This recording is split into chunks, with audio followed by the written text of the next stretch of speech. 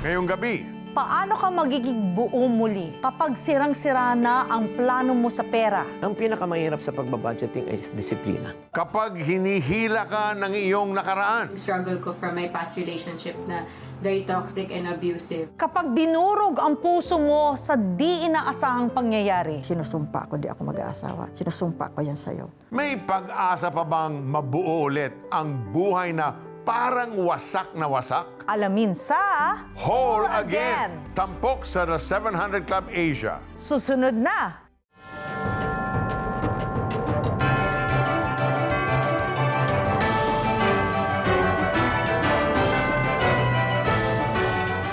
Welcome to the 700 Club Asia. Camila, can you share a moment in your life when you were completely broken? Meron bang ganun? Umabot ka sa ganun sitwasyon? And how were you made whole again? Well, maybe when I was pregnant with our firstborn and I kept going, bleeding and going to the hospital. Oh, ang hirap nun. Yes, and we just surrendered everything to the Lord and He became our strength, He became our shield, He became our hope. Amen. I love that. I love it. Kasi talagang it's a struggle, no? But when you surrender, Yes. para bang, Lord, ikaw na. We entrust everything to you. How about you, Peter?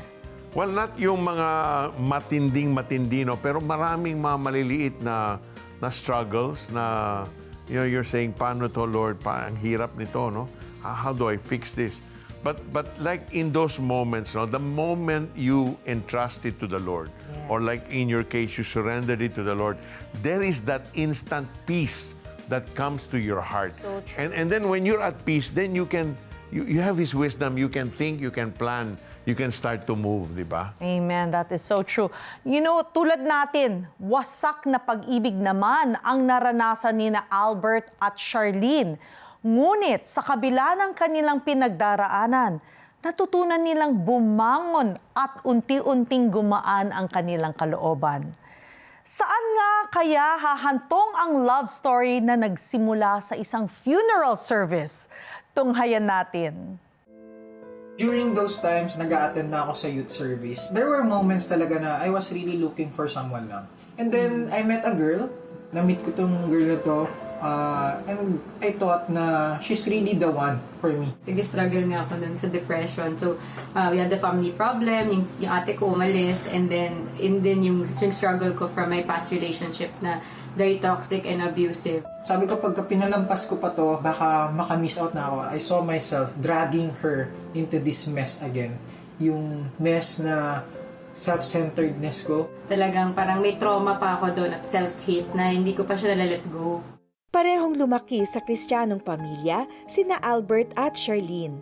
Nagkatagpo ang dalawa sa funeral service ng isang miyembro ng simbahan, kung saan kapwa sila miyembro. Isa si Albert actually sa yung unang mga taong nasabihan ko nung nangyari sa akin before. Yung sinabi niya sa akin something like, lalo akong gumanda dahil sa pinagdaanan ko. Isa siya actually sa mga tao na ginamit ni Lord para maparealize sa akin yung worth ko na hindi siya dependent on my past mistake. God really used siya to talk to me. Hey, you really need to let go of this wrong relationship and focus your relationship to me. Sa tagpong yon, pinaranas ng Diyos ang kanyang pagmamahal kina Albert at Charlene.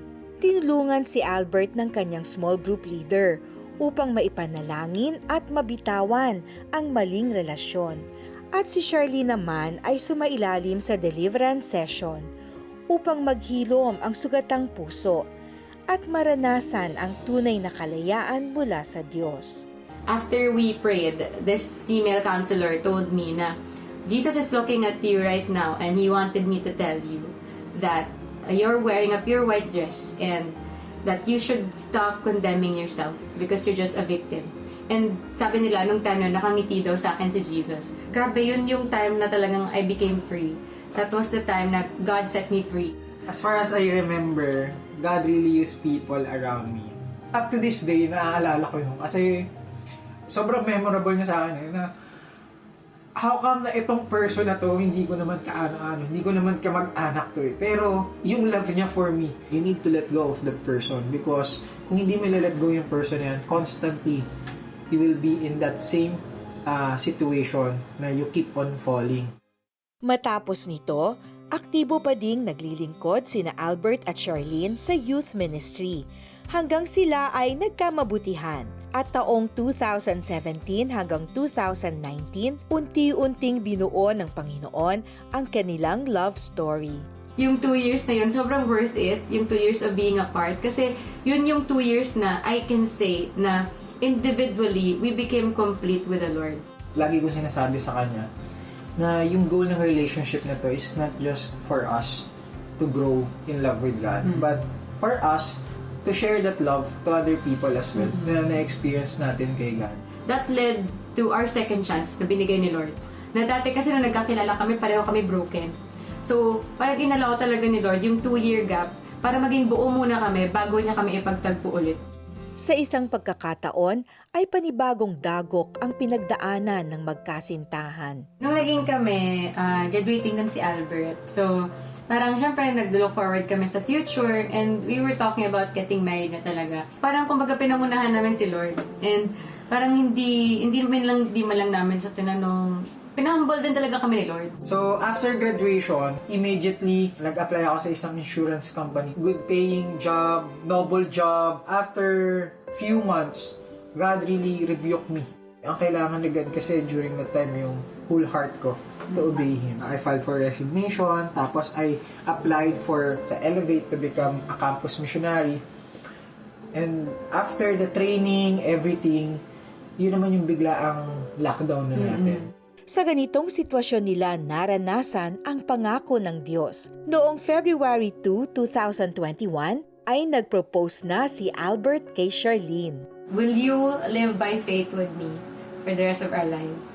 Kasi that's how our relationship has been. And even our individual relationship with the Lord, that's how it has really been. Talagang living by faith in God. Hindi ko alam kung paano ko nabili yung singsing. Kung saan nanggaling yung kasi, ba ipitan ng sintron talaga eh. Palaliman ng bulsa yung nangyari. But true enough, talagang God really provided. Noong December 2, 2021, natuloy na ang pinakahihintay na wedding ng magkasintahan. I couldn't help myself but cry and thank the Lord. Grabe, sobrang gracious mo eh. Lahat ng to hindi ko deserve. Pero dahil ganyan ka-gracious, sino ako para hindi ka pasalamatan? I can't promise Him much, but only one thing. Talagang to really love God with all of my heart so that I can love Albert the way God wants me to love him. Yun lang talaga eh. Kasi doon naman magsistem lahat. Sa napagdaanan ng mag-asawang Sarmiento, ay ito ang kanilang natutunan mula sa Diyos. It's really yung love ni God will satisfy. Huwag ka mag-settle for anything less, but you need to settle for the best. The best relationship we can have is our relationship with Christ. So, walang tutumbas dun eh. Binabalik kami at binabalik ni Lord na we will never be enough for each other. We will never be enough for each other. Kahit na sabihin mo pang He's the love of my life, I'm the love of His life, we will never be enough. So, yung buong trust mo, dapat kay God pa rin. Kay God ka pa rin talaga fully mag-depend. Yung buong kumpiyansa mo, dapat kay Lord pa rin. You know, Camila, few realities come to mind, no? One is both of them grew up in a Christian home. Yes. But they were dysfunctional in the relationship. So walang guarantee porket Kristiyano yung home mo, you'll turn out to be good. You yourself need to offer your plans and everything to the Lord. Secondly, silang dalawa may mga bagahe. So they had to find their completeness in the Lord first so that He could deal with that past baggage before bringing them together. Yeah, you know, I had a similar situation. When I came to the Lord, God did not allow me to get into another relationship. He allowed me to have a honeymoon with Him, be intimate with Him, walk with Him, and mature in my faith before He brought the love of my life, Raul. Ready na yung heart mo to love. Ready na. Yun nga. Ganda. You know, napakagandang larawan ng restoration ang nakita natin kina Albert at Charlene. Mula sa sugat ng nakaraan, sa mga sirang bahagi ng kanilang puso, dahan-dahang ibinalik sila ng Panginoon. Hindi lang sa pag-ibig, kundi sa mas malalim na layunin at paglilingkod. At ganito si Lord kumilos. Hindi lang niya binabago ang istorya natin, ginagawa niya tayong whole again. If you have felt brokenness because of past mistakes, failures, or loss, there is hope in Jesus. Not just for things to get fixed in your life, but for complete restoration into what He originally intends for you. Kaya kung ikaw ay nanonood ngayon at pakiramdam mong basag na basag ang buhay mo dahil sa pait ng nakaraan o dahil sa kasalanan, hindi aksidente na naririnig mo ito ngayon. Gusto ka ng Diyos gawing whole again. Tama. Psalm 34 verse 18 says, "The Lord is close to the brokenhearted and saves those who are crushed in spirit." God wants to restore you and make you whole again. All it takes is a simple prayer filled with faith. And if that is your desire, then pray with us. Lord, my life and my heart is so broken. In fact, broken in so many places. I don't know where to begin. I don't know where to look for help. But Lord, I saw what you did in the life of Albert and Charlene. That no matter what their past was, you took that brokenness in their lives and made them whole. So Lord, I want that. I desire that for my life even so now. That I can have this intimate walk with you. That I can journey with you intimately. So Lord, I surrender my life, my pains, my aches, my brokenness to you and ask you, Lord, make me whole. Restore me. Fix the things in my life that need mending. And Lord Jesus, right now, I ask for your forgiveness. Lord, forgive me for the things that I have done. Forgive me for my past. And I invite you now, Jesus, to be my Lord and to be my Savior. Thank you for saving me. Thank you for loving me. Thank you that you willingly are journeying with me to this new life you're giving me. I receive it now. In Jesus' name, amen and amen. Amen. Sumabay ka ba sa aming panalangin at taus-pusong tinanggap si Jesus bilang Diyos at sariling tagapagligtas ng iyong buhay? If yes, today is your spiritual birthday. Ang pangalan mo ngayon ay nakasulat na sa aklat ng buhay. Let us know about your important decision today. I-text lang ang yes, tinanggap ko si Jesus, kasamang iyong pangalan at lokasyon at ipadala sa 0917-126-1442. And for our viewers abroad, you may send it to +63 917 126-1442. Kung ikaw ay nanonood ngayong online, please comment, yes, tinanggap ko si Jesus. For those who want to join our online Bible study group, comment BSG para makonect ka ng Prayer Center representative sa ating susunod na online Bible study group. Let's grow together in a deeper relationship with Christ. Samantala, sira na ba ang budget mo? Panoorin ang mga practical tips ni Chinky Tan. Plus, alamin kung bakit hindi natuloy ang kasal ni Vicky. Abangan ang kanilang kwento sa pagbabalik ng The 700 Club Asia. So, stay with us.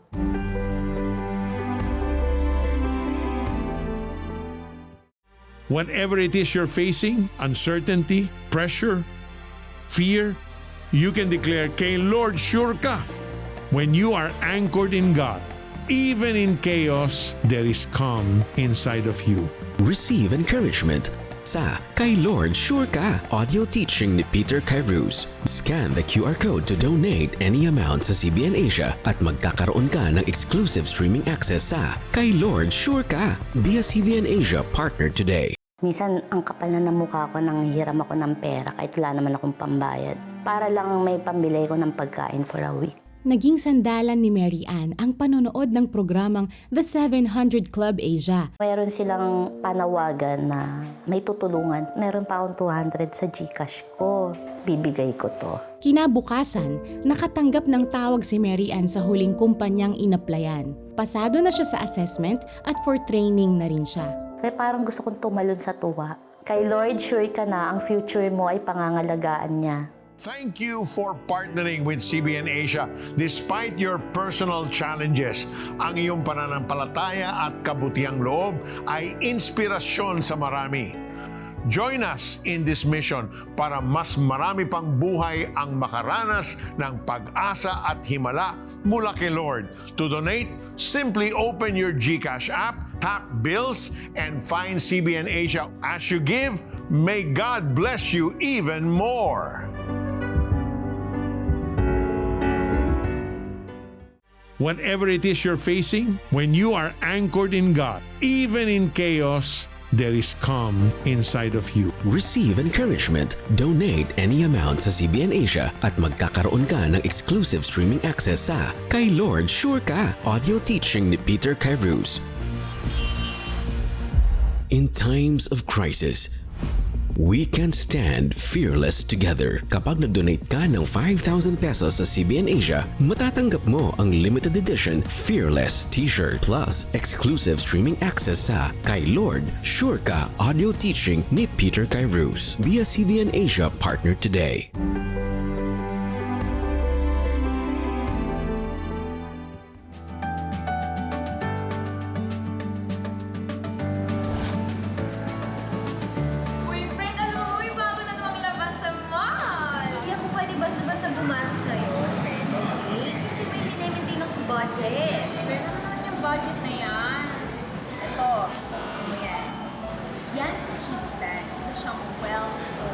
Paano ba mag-budget?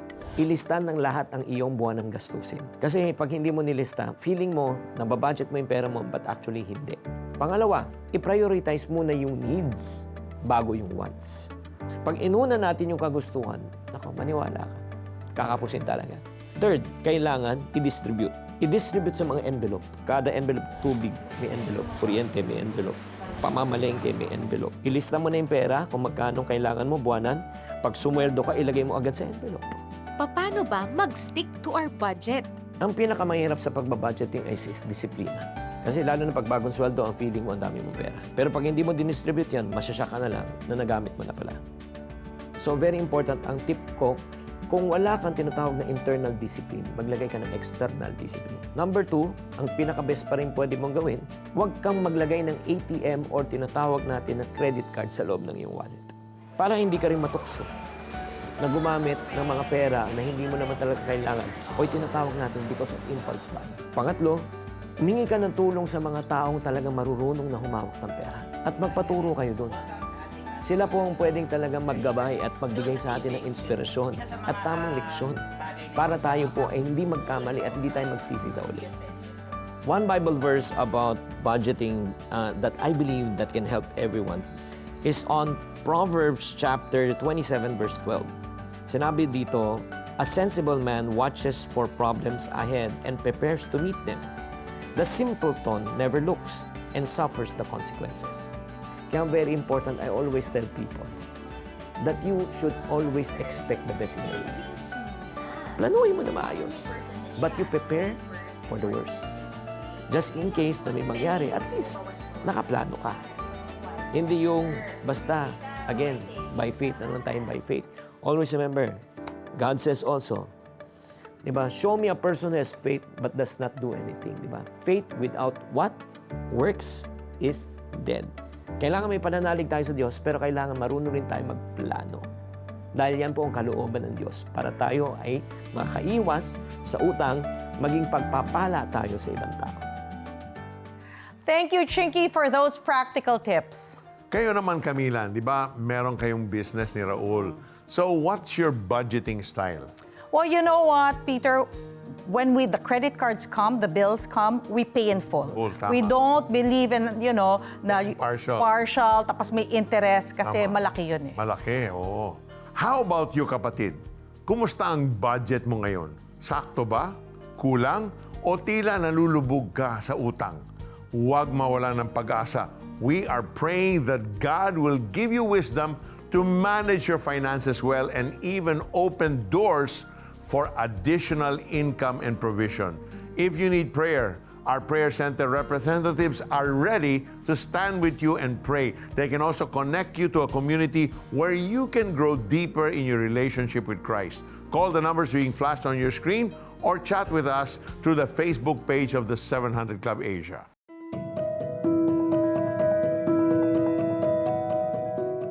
Every day we are faced with so many worries, illness, debt, poverty, broken relationships, and many more. That's why we must never stop praying. Let's continue to push Pilipinas. Pray until something happens. Yes, let us keep our faith and trust in the Lord because He is faithful. He will answer our prayers in His perfect time and in His perfect way. Tulad nitong request galing kay Maylena, Lord, heal my brother from stage 5 kidney failure. In the name of Jesus, we declare the healing power of Almighty God upon Melena's brother now. Restore that kidney, Lord. We come against that disease. Go in Jesus' name. Amen. Mula naman ito kay Mama, tulungan niyo po akong manalangin na malampasan namin ang aming mga problema. Ipagdasal niyo rin po ang aking asawa na bigyan siya ng lakas ng loob at ang aming anak na malayo sa amin naway patuloy siyang bantayan ng Panginoon. Nangihina na po ako pero umaasa pa rin ako sa Diyos. Lord, we lift up to you si Mama, Lord. Tulungan niyo po na malagpasan nila ang kanilang mga problema, Lord God. Patibayin niyo yung loob ng kanyang asawa. Allow him to put his trust in you, Lord God.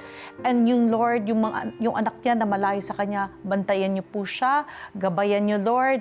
And we pray, Lord, that lalakasan niyo rin ang loob ni Mama, Lord, that she will just surrender everything to you, Lord God, her worries, her problems, Lord, and that you will renew her peace and her strength in you. In Jesus' name we pray. Amen. Amen. Thank you, Lord. Sa ating pagbabalik, sabay-sabay nating alamin kung bakit nahilig si Vicky sa kandila at kung bakit hindi natuloy ang kanyang kasal. Ang mga kasagutan after our break. Kaya, dyan lamang kayo.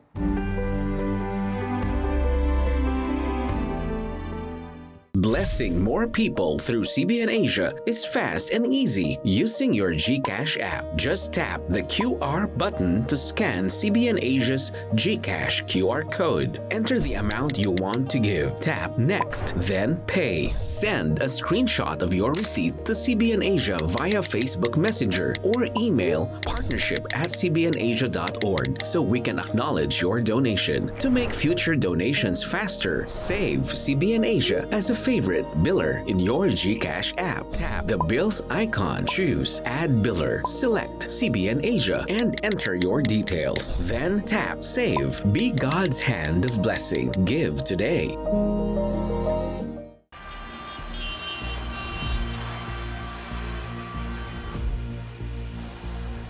In times of crisis, we can stand fearless together. Our actions today shapes tomorrow, changing lives and building a better future. Partner with us kapag nag-donate ka ng 5,000 pesos sa CBN Asia, matatanggap mo ang limited edition Fearless t-shirt. Plus, exclusive streaming access sa Kay Lord, Sure Ka audio teaching ni Peter Kairos. Wear that bold statement and bring hope. Scan the QR code to donate and be a CBN Asia partner today.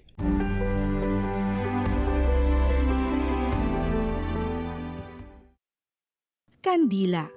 May mahalagang papel ito sa buhay ni Vicky. At siya nagbibigay ng linaw sa buhay ko eh. Kahit nasaan akong pupunta, dala-dala ko yung posporo at saka kandila. Parang na-inlove ako doon sa kandila na yun. Pag tinitingnan mo sa parang marami sang mga salitang sinasabi na hindi mo naman maintindihan. Mabuting tinataguyod ni Vicky ang kanyang pag-aaral hanggang makilala niya ang lalaking naging kasintahan niya. Hanggang sa nagkwento-kwento kami, hanggang sa buwapo kasi siya, na-inlove si Loka. O yun, laba. Yun, na kami, 15 years kami noon. Lumipas ang ilang taon, nakapag-aral siya sa ibang bansa sa kursong physical therapist. At habang nag-aaral, doon siya natutong uminom at manigarilyo. Impluhensya din ito ng mga classmate ko kasi malamig. Sige, sabi ko, hindi. Sige na, subukan mo. Nasubukan ko pa, ubo-ubo ko. Pero nasanay din ako, pero hindi pa ako talamak noon. Sa di inaasahang pagkakataon, naaksidente sa sasakyan si Vicky at habang nasa ospital, Tinatanong kong Panginoon, nararapat ko bang ranasin ito? Pero hindi ko pa sa kilala ha. Pero wala lang, tahimik lang. Pero nandun na yung kasagutan na asa ngayon naiisip ko, plano pala niya yan. Kailangan kasi madadaan muna tayo sa ganong sitwasyon para maalala natin ang Panginoon. nang makarecover, bumalik sa Pilipinas si Vicky at doon nagpropose ang kanyang nobyo na magpakasal na. Pinangarap noon ni Vicky na makita ang kanyang sarili na hawak-hawak ang kandilang simbolo ng liwanag at pag-ibig. Ngunit para siyang nauupos na kandila nang mabalitaang namatay sa car accident ang kanyang nobyo. Nagdrama-drama na iyak. Sakit talaga. Parang gusto ko manuntok noon that time eh. Ako sinusumpa ko, di ako mag-aasawa. Sinusumpa ko yan sa'yo. Mahirap talaga pag namatayan ka. Imagine 15 years. Tapos bigla na lang nawala. Kasi pag nalala mo, gusto mong makatulog, di ka makatulog. Trabaho, sementeryo, trabaho, sementeryo. Pag hindi ko na kaya, iinom na ako ng alak na sa manigarilyo. Habang nasa ganitong sitwasyon, isang missionary ang nagbahagi ng salita ng Diyos kay Vicky. Naging daan yon upang tanggapin niya si Jesus bilang Diyos at sariling tagapagligtas. Ang naramdaman ko lang, makinig lang ako sa kanya. Sabi niya sa akin, kaya mo yan. Kung nawala yan, papalitan ng Panginoon yan, sabi. Hindi. Nagsabi na ako, hindi ako mag-asawa. Ganun ba? Pero naintindihan niya akong ibig sabihin. Kasi noong that time, nangangapa ako kung saan ako makahinga ng maluwag ba. Sa tulong ng Diyos at sa gabay ng nasabing missionary, unti-unting nahilom ang sugat sa kanyang puso. Nabitawan na rin niya ang mga bisyong gumapo sa kanya ng ilang taon. Dahil minuld ako talaga ng Panginoon sa tamang way, ng kanyang way. Kaya yun ang mga bagay na pinapasalamat ko lagi sa Panginoon. Tinuruan niya ako talaga na maging maayos. Kung minsan ay tila naupos na kandila ang buhay ni Vicky na nawala ng liwanag, muling pinaalab yun ng Panginoon. Parang ayaw mo nang tumigil sa paglilingkod sa Panginoon. Ilagay natin ng totoo si Kristo sa puso natin at sumunod lang tayo doon. Kung ano man ang pangangailangan natin, nandyan lang siya bukas ang kamay para ibigay yun. So Camila, no matter how painful it is to lose someone you dearly love and someone you've been planning, your future with, Yes. and it's only the Lord that can bring healing and restoration to your life and put you on a new path. Amen. Sa tatlong kwento nating nasaksihan kay Albert at Charlene, nakita natin ang pusong pinalaya mula sa mapait na nakaraan. Sa mga tips ni Chinkitan, natutunan natin ang disiplina para maging maayos ang ating kinabukasan. At kay Vicky, napatunayan natin na kahit gaano kadilim ang buhay, merong ilaw na ang pag-asa kay Lord. Tama, tatlong kwento pero iisang mensahe. May Diyos na kayang buuin muli ang anumang wasak. Psalm 147 verse 3 says, He heals the brokenhearted and binds up their wounds. Kaya anuman ang pinagdaraanan mo ngayon, may pag-asa. Kay Jesus, hindi ka mananatiling basag. Ikaw ay magiging whole again. At dito, nagtatapos ang ating maikling kwentuhan. Stories of hope, faith, and love. Help us produce more inspiring shows like this. Be a CBN Asia partner now. Call the number on your screen or scan the QR code displayed. God bless you more and more. God bless you. More than 10 years din siguro yun. Lumalaki ako nung wala siya. Alam mo yung naghahanap ka ng magde-defend sa'yo, yung magpa-protect sa'yo. Pero wala akong matakbuhan. Nag-break kami nung boyfriend ko noon. And sobrang sakit na hindi ko na alam kung paano tatayo. Sabi ko, anong kulang, anong mali, ano pang kailangan mo na hindi ko nabibigay. Inikot ko lahat ng buhay ko sa kanya lang.